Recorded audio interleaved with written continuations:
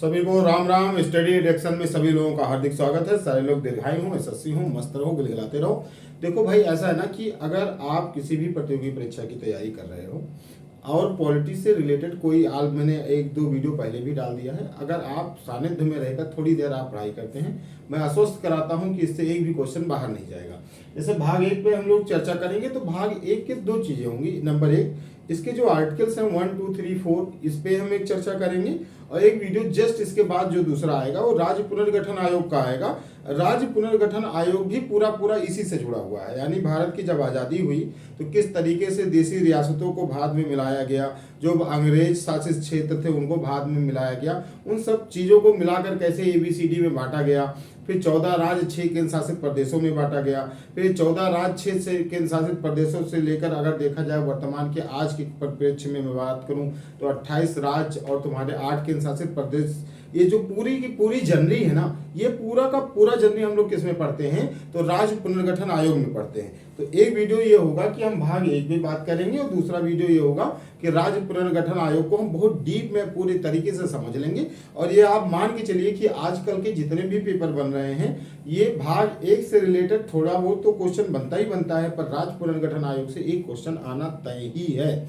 तो चलो हम लोग आज बात करने वाले हैं, हम लोग भारतीय संविधान के भाग नंबर 1 पे बात करेंगे। प्रस्तावना पे हम लोगों ने बात कर ली थी, भाग बात करेंगे हम लोग किस पे, 1 पर।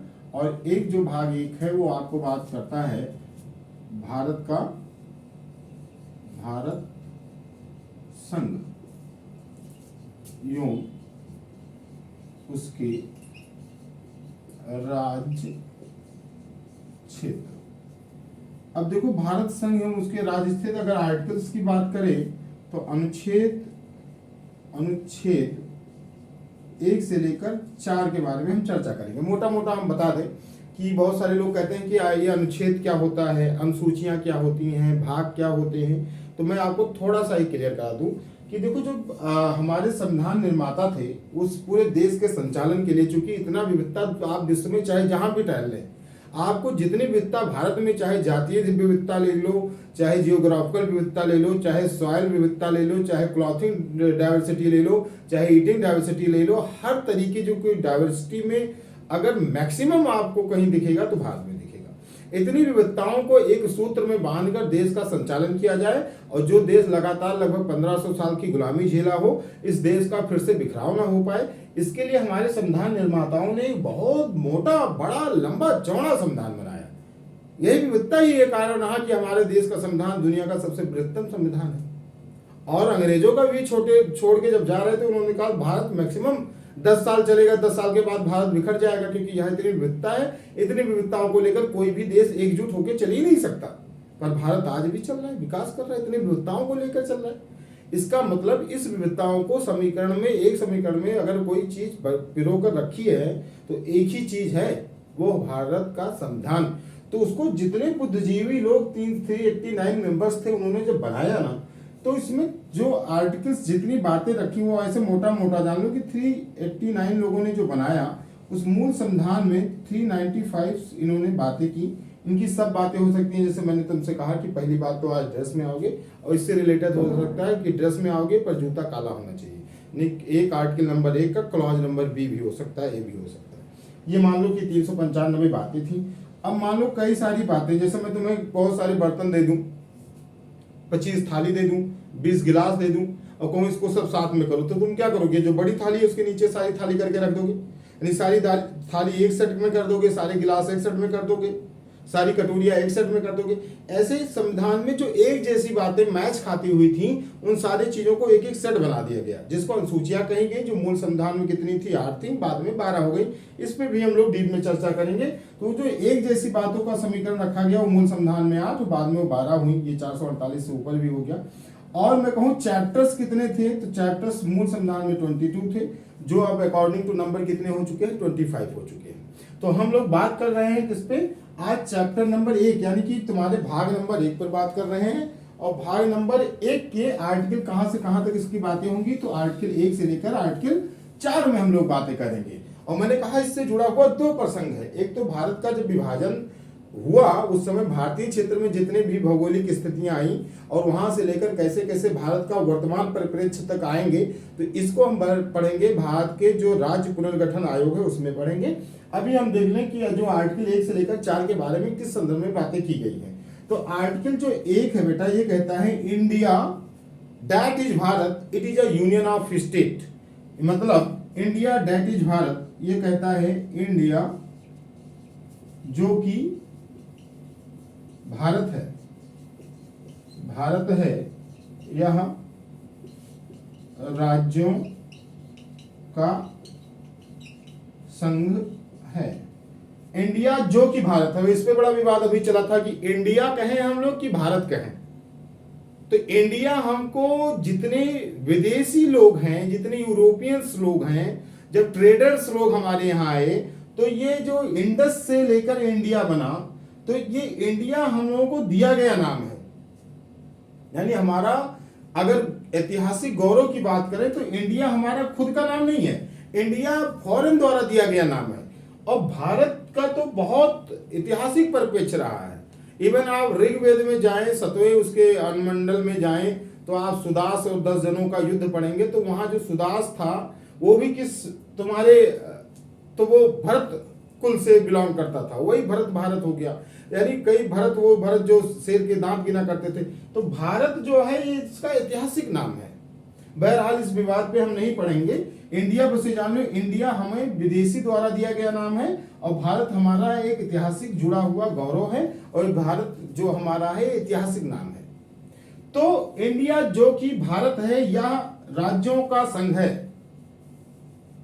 विवाद यहां यह था कि Bharat that is India is a union of state भी हो सकता था, या सब कह रहे थे इसका नाम भारत ही रहने दो। पर नेहरू जी का भी ये मानना था कि ब्रिटिशर्स के टाइम में जितने भी सुधार लाए गए, Indian government act 1919, Indian government act 1935, तो इंडिया को एक बहुत ही विश्व पटल पे प्रदर्शित करने के लिए इंडिया नाम से उल्लेख किया गया, तो अब इसको इंडिया रहने दिया जाए।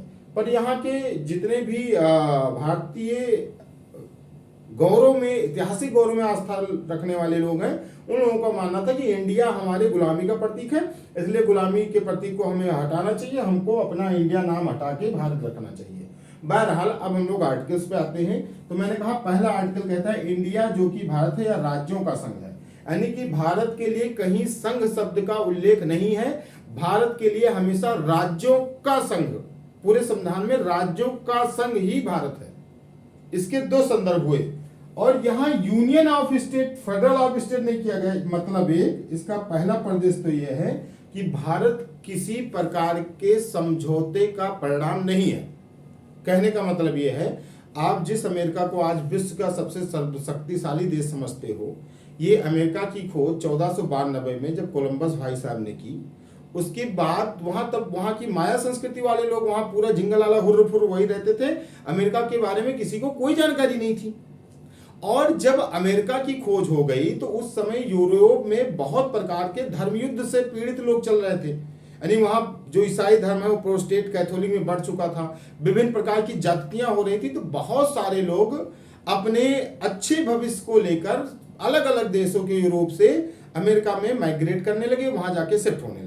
ये अमेरिका किसी एक देश से नहीं, कई प्रकार के यूरोपीय लोग ही जाके वहां धीरे धीरे बसे और धीरे धीरे करके वहां 13 कॉलोनीज बनी। और उस 13 कॉलोनीज पे भी आपको पता होगा, ब्रिटेन जैसे भारत को गुलाम बना के रखा था, ऐसे अमेरिका भी क्या था, ब्रिटेन का गुलाम था। वो 13 के 13 जो कॉलोनीज थी वो ब्रिटेन के गुलाम थे। 1783 में जब ब्रिटेन ने उनको आजाद किया, या अमेरिका कह सकते हो अपनी स्वतंत्रता संग्राम को सफल बनाया और अंग्रेजों को वहां से भगा दिया, तो 13 कॉलोनियों ने आपस में एक समझौता किया और समझौता करके एक राष्ट्र बनाया जिसका नाम है संयुक्त राज्य संघ अमेरिका।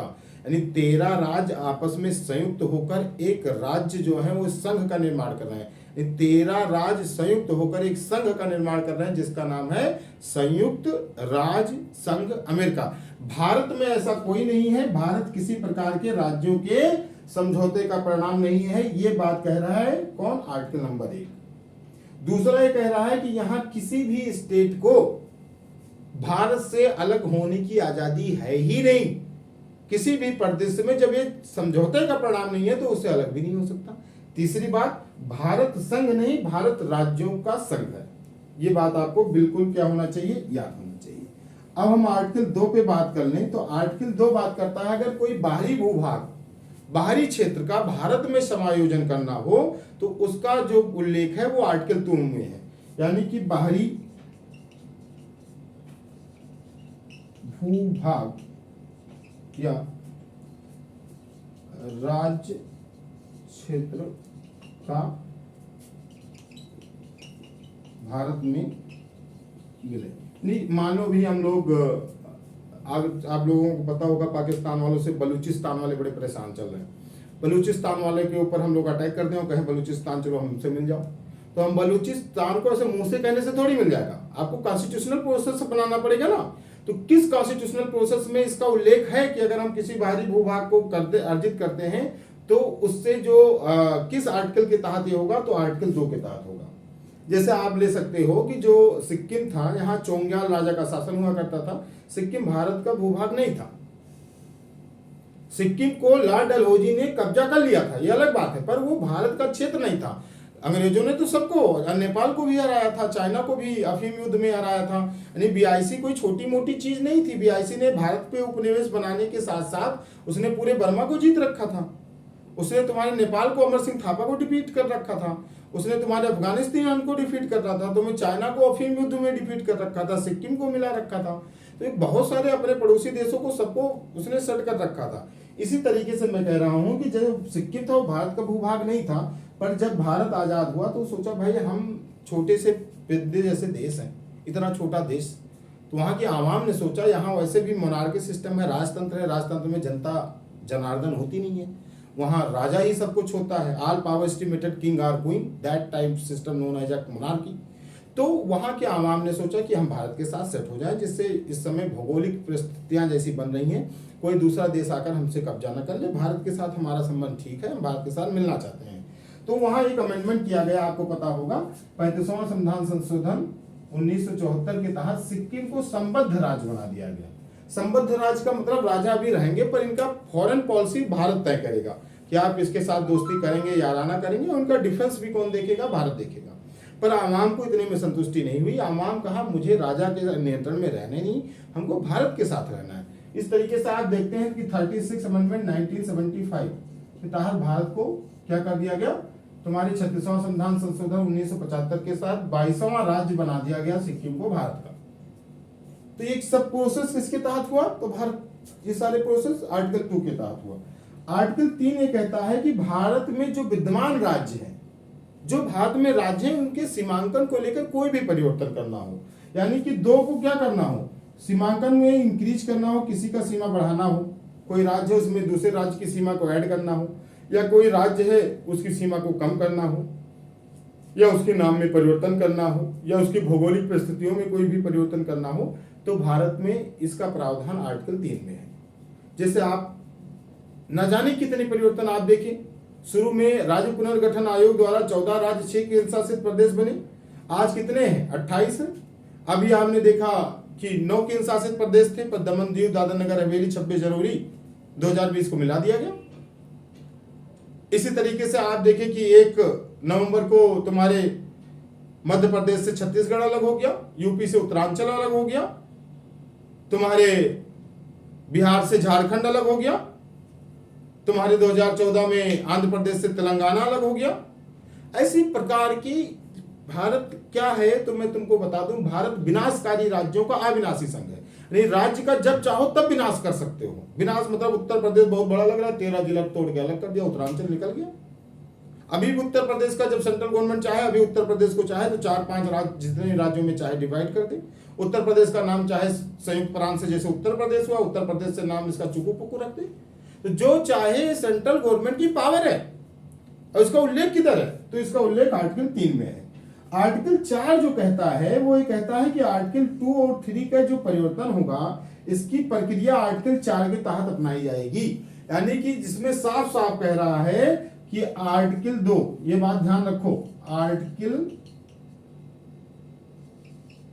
2 और 3 की प्रक्रिया 368 क्या है, संविधान संशोधन की विधि है। 368 के तहत ना होकर आर्टिकल 4 के तहत होगी। अब ये बात ध्यान से देख लो, आर्टिकल 4 के तहत होगी। 368 क्या है, जब मैं आपको संविधान संशोधन पढ़ाऊंगा तब बहुत अच्छे समझ पाओगे। अभी तुम बस इतना जान लो कि संभवतः भारतीय संविधान में कोई भी परिवर्तन करना हो तो उसके लिए 368 यानी भाग 20 में अनुच्छेद 368 के अंतर्गत जो प्रक्रिया दी गई है कि समय जैसे अनुकूल परिस्थितियां बने उसी अनुसार संशोधन हो जाए। पर अगर राज्य में किसी प्रकार का परिवर्तन करना हो तो बहुत इजी गोइंग तरीके से सेंट्रल गवर्नमेंट इसमें कर सकती है। इसमें 368 की प्रक्रिया नहीं अपनाई जाएगी, आराम से हो जाएगा। कैसे हो जाएगा जरा ध्यान दो कि जब भी अगर किसी राज्य के सीमा से कोई परिवर्तन करने की कोई भी विधेयक आता है तो सदैव राष्ट्रपति की पूर्व अनुमति से आएगा।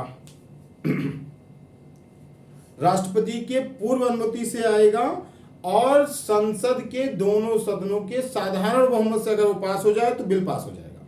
यहां साधारण बहुमत क्या है तो आपको बता दूं, अगर मैं बहुमत आपको बताऊं तो एक साधारण बहुमत होता है, एक पूर्ण बहुमत होता है, एक प्रभावी बहुमत होता है और एक विशेष बहुमत होता है और एक विशिष्ट बहुमत होता है।